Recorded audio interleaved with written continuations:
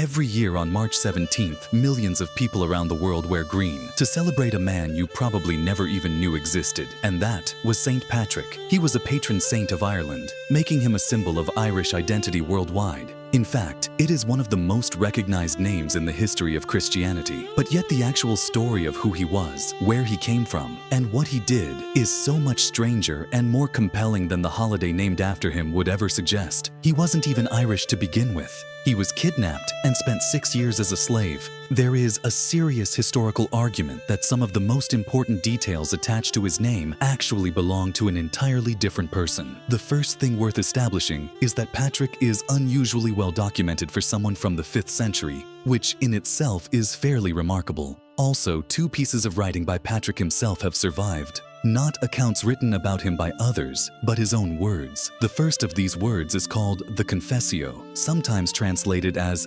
declaration, and it contains direct autobiographical detail that no other source from this period can match. The second is the Epistola, an open letter he wrote to a military leader named Coroticus. Together, these 2 documents give historians something genuinely rare, a first-person window into a life from early medieval Britain and Ireland. Everything that follows is already put together in those texts, which means when the story gets complicated, and here in a second you'll know exactly why. Patrick was born in Britain originally, not Ireland. However, his father Calpurnius was a deacon in the Christian church. To add to it, his grandfather Potitus was a priest because religion was the family business, but Patrick himself wasn't particularly interested in it as a young man. By his own account in the Confessio, he was not a strong believer in his youth, where faith came later the hard way. When Patrick was 16 years old, Irish pirates raided the area where he lived and took him captive. He was brought to Ireland and held there for 6 years, working as a slave, but most accounts suggest he was put to work as a shepherd. It was during those 6 years, isolated and without the life he had known, that his relationship with Christianity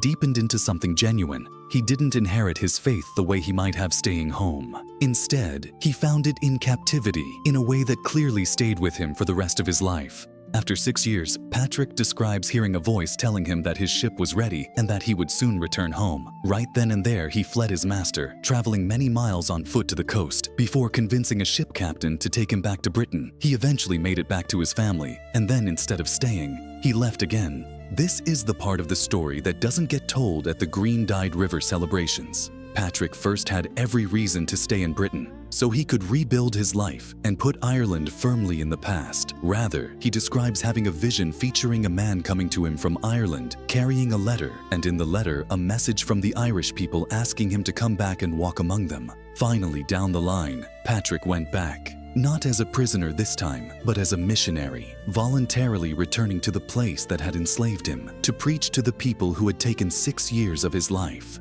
Whatever you make of the religious dimension of that decision, in all honesty, the human dimension is fascinating. In Ireland, Patrick baptized thousands of people. He converted wealthy women and the sons of kings. That way, he could establish a network of priests to lead the new Christian communities he built, creating an institutional structure that would outlast him by centuries. He did this while navigating persistent accusations of wrongdoing, which was already addressed directly in the Confessio. There, he emphatically denied that he accepted money for baptisms, that he kept gifts given to him by wealthy women, or that he profited personally from his mission in any way. Even the mere fact that he had to defend himself against these accusations tells you something about how controversial his work was. He also had enemies beyond the theological. The open letter of Epistola was written to a leader named Coroticus, who had attacked Patrick's people in Ireland and taken them captive. Patrick excommunicated him, mainly because the letter is direct in a way that feels completely relatable. A man using the most powerful tool available to him against someone who had done something he considered deeply wrong. Coroticus has been identified by historians with a figure known as Ceretic of Alclud, a king based around what is now Dumbarton Castle in Scotland.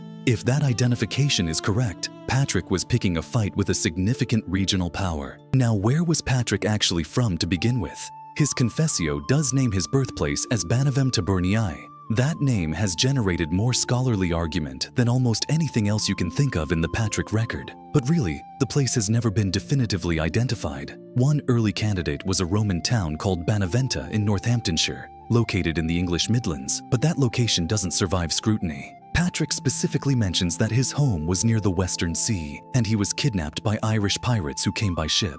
Northamptonshire is landlocked and far too far inland for either of those details to hold up.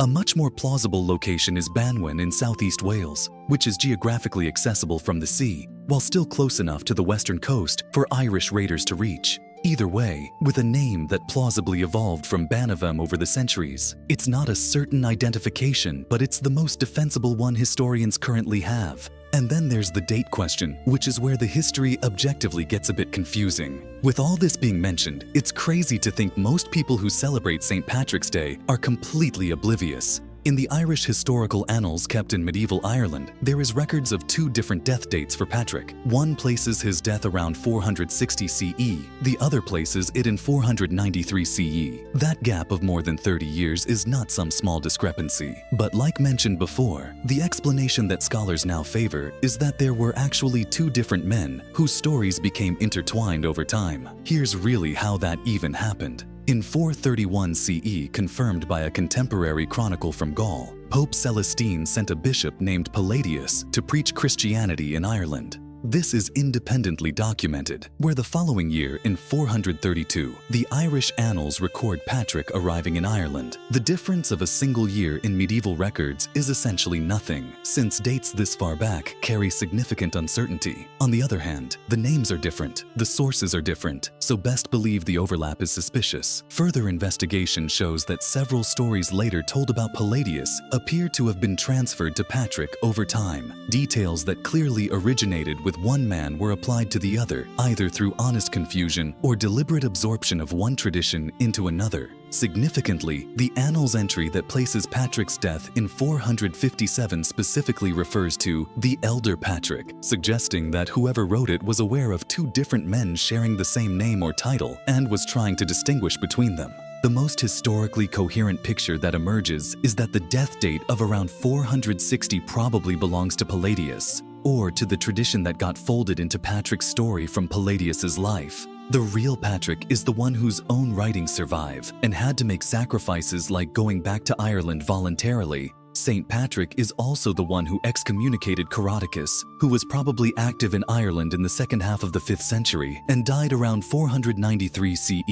All of this means the man celebrated on March 17th every year is someone whose actual biography is still being reconstructed. His whole birthplace is still uncertain, along with any existing death date. I guess depending on untangling 2 separate historical figures whose lives overlapped in the records can be difficult, especially when their faith was forged in years of slavery rather than handed down. Overall, the story of St. Patrick is more interesting than the one on the greeting cards. He was a person shaped by suffering who overcame it just like the many Irish to come. A writer who defended himself against accusations in his own words is commendable. He was a man who picked fights with kings on behalf of people who had no power, which could be why his historical identity is still, after 1500 years, not entirely settled.